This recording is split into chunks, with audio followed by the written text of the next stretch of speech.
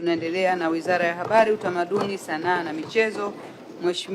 Swali la Mheshimiwa Mariam Nassor Kisangi litaulizwa kwa niaba na Mheshimiwa Stella Ikupa. Mheshimiwa Mwenyekiti, ninaomba sasa swali namba 137 la Mheshimiwa Mariam Nassor Kisangi lijibiwe. Majibu ya swali hilo Mheshimiwa Waziri.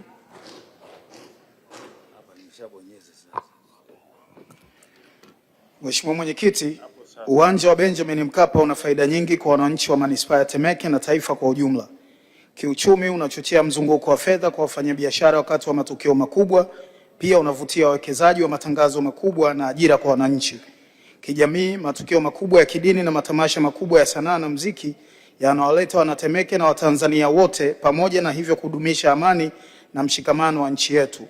Kimichezo, uwepo wa uwanja huu umeifanya manispaa ya Temeke kuwa kitovu cha michezo ya kitaifa na kimataifa, jambo linaloongeza heshima na utambulisho wa eneo hilo na kutoa hamasa kwa vijana kushiriki michezo.